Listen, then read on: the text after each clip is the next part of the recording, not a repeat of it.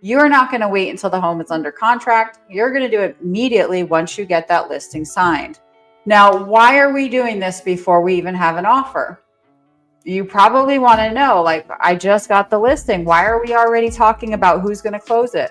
You're future pacing your clients so that they actually see that you might want to go ahead and order that survey to be done before you're even on the market, so that you're not having to extend closing and losing time in your transaction.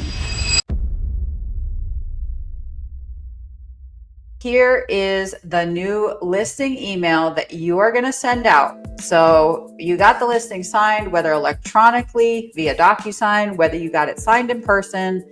This is what you're going to send out. And this helps all parties in the transaction to know exactly what's going to happen next.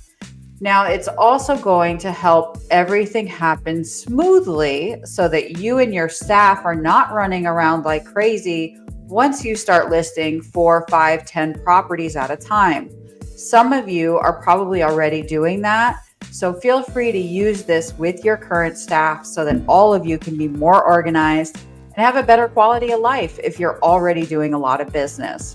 So first, you're going to want to put all of the client's information. Any of you ever have a situation where the home goes under contract, title's emailing you, your transaction coordinator's emailing you, and everyone needs to know, how do we get in touch with the client? You're not going to wait until the home is under contract. You're going to do it immediately once you get that listing signed. You're going to put all of your client's information in that initial email. If you are the team leader and that listing is going under another agent on your team, you're going to have both you and the co-listing agent's information so that the seller knows who to reach out to when they're having trouble or if something happens. Make sure they have your phone numbers, your emails, everything. Your transaction coordinator or your assistant's information. If you are working with a lot of expired listings or for sale by owner listings, chances are when your assistant reaches out to them, they're going to think that's another agent and be rude to your assistant by accident because they just don't know, right? They don't know who this person is, and they've had hundreds of realtors calling them. So make sure they know that you're either your transaction coordinator, whoever your support staff is. They should have their phone number and their email in that initial onboarding template. This is initial onboarding template that we're going over right now. This is an email that you're going to send out once you've gotten your listing signed so that you can coordinate all parties involved in the transaction. All right, so now you're also going to tell them who's going to handle escrow of this property.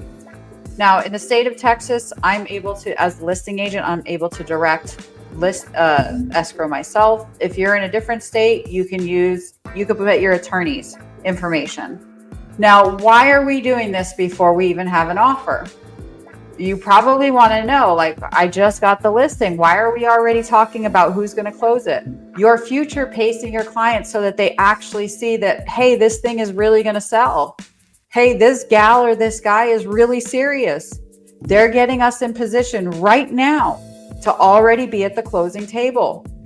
The point of this does a few things for you. It organizes everyone so that they know what they're doing. It's called leadership. You're the leader in the transaction. And it also helps people to relax, to feel like I'm in good hands.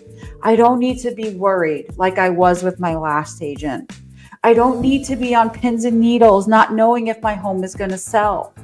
Giving your client this information up front helps them to relax, knowing that they're in good hands and their agent expects this thing to close. They already have you in communication with who's going to close it for you.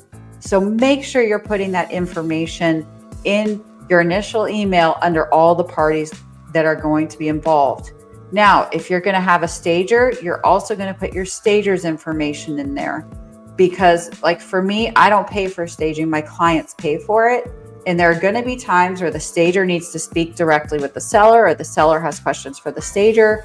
So you make sure that they have each other's information by including it in this initial onboarding email. You're going to put the property address. You're going to let your transaction coordinator know whether or not you've already sent the survey, or you're going to advise your client to send it to your transaction coordinator. We want the survey to be in the MLS so that showing agents have a copy of it.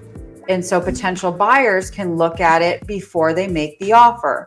Because in most states, if you already have the survey, that is less of a cost for either the buyer or the seller. In states where you do not have the survey, sometimes your seller is going to be required to get one and to pay for it. So you want to go over that because it could be a point of contention in your contract negotiation. If your seller doesn't have a survey, it's better for you to know that up front so that you know how to handle it. In some states, surveyors are on a 3, 4, 5 week wait list because it's spring market and it's hard to get them out there. You might want to go ahead and order that survey to be done before you're even on the market so that you're not having to extend closing and losing time in your transaction. So again, you're going to want to go over that immediately. That is an important detail that you need as a listing agent, and it's going to help advise your client so that you can better serve them. So you're going to ask them in your initial onboarding email to send the survey to your transaction coordinator, and you will find out whether or not they have one if you don't already know from the listing appointment. Then you're going to tell them, you're going to let everyone know in the transaction if the listing agreement and disclosures was signed. So most of you are already going to have one signed at this point. Some of you are going to send your listing agreements via DocuSign, and you just want to let everyone know that it's on its way. More disclosures. Again, that's for you and your support staff to know where you are in the process. For some of you, your support staff sends out all of these things for you.